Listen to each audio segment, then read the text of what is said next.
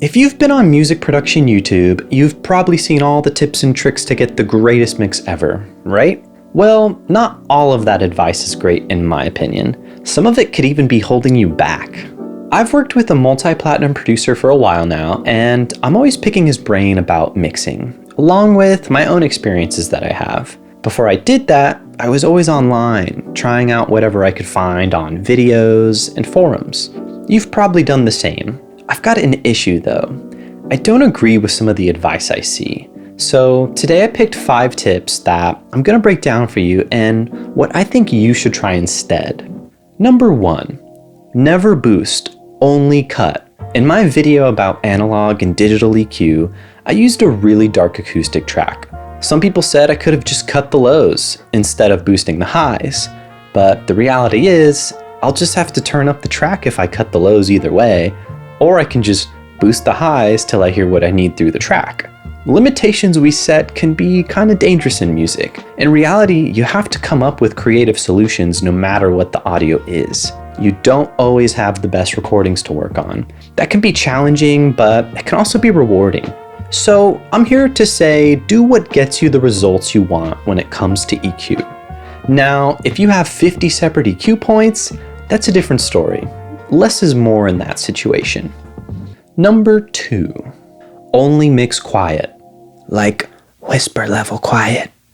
This tip is weird for me because I was told this a lot for a while, and I primarily did that for a while. When I first learned, I thought you had to mix pretty quiet. If it sounds good like that, it would translate outside of the mixing room. I think the reality though is the answer is soft and loud. The producer I work with has worked with just about every great producer of the modern age. And I'm here to tell you, people like CLA and Andy Wallace aren't afraid to get loud sometimes. I'm not saying to live there, but I am saying you've got to test it there at some point. You have to know what it sounds like loud too. I think clerical things are fine low, but some mix decisions are better made loud. If I'm blasting a song in my car, I will quickly discover if my mix is way too bright or has no low end and no punch. There's a certain feel that you can get from mixing loud. I think if anything, this stems from people having less than ideal mixing rooms, so they don't want acoustics to be much of an issue. I think that can be helped by filling your room with whatever you can, or just trying to get some treatment so it's not completely empty. It's super easy to find tutorials to build some basic treatment these days. Also, just learning your speakers in a room. Every room will sound different, but with enough listening, you'll start to get used to things if you reference a lot. By the way, if you have any tips you're curious about my thoughts on, leave a comment below and maybe I'll feature you in a video. On to the next topic. Number 3, low passing every track. This one kills me. You need some of those highs. I think a problem I hear today in a lot of guitar-driven music is that the lack of nasty fizz and bite and a little edge. We wonder why amp simulators can sound dull and lifeless, and I think a big component of that is these tips and rules I see that say cut all of the super highs from your guitars, just cut them all down. There's not a ton of information there, and sure, some tracks could have too much, but a lot of the time, some of that air gives excitement to your guitars. I find myself needing some of that to get my guitars to feel nice and wide and clear. Think about a word without any sibilance. It's hard to understand without any of that to break up our words. I think guitars are the same. It all just becomes a wash if nothing's really poking out and peeking out sometimes. Now, don't go crazy with it, but maybe try leaving a little on your rhythm tracks and see if you like it. Number 4, high passing too far.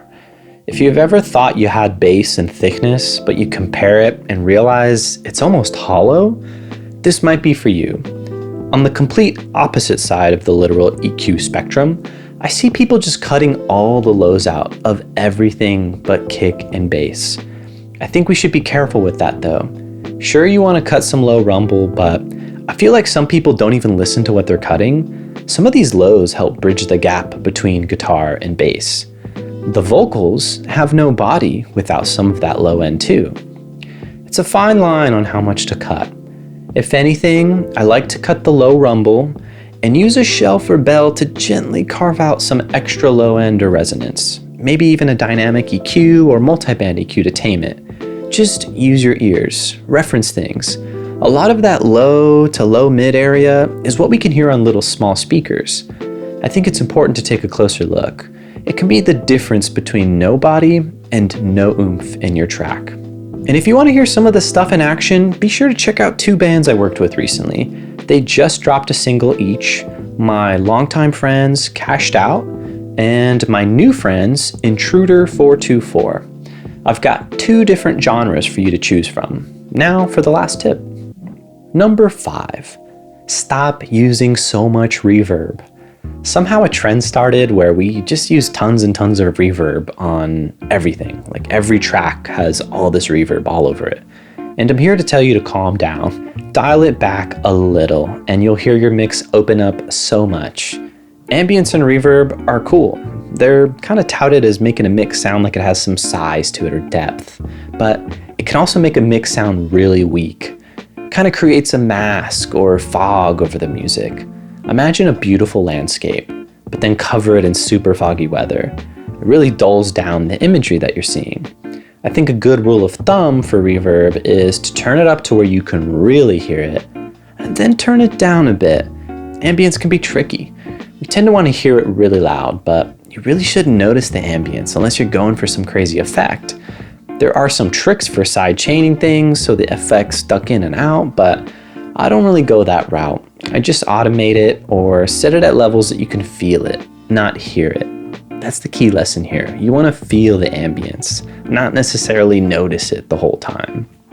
These are just a few things I've noticed online that I personally want to talk about, and I'm definitely curious what you all think about them.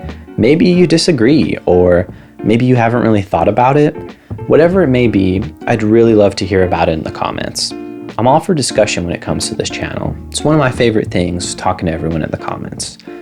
I recently hit 1,000 subscribers, and it's really awesome to see how far this channel has grown in about a year.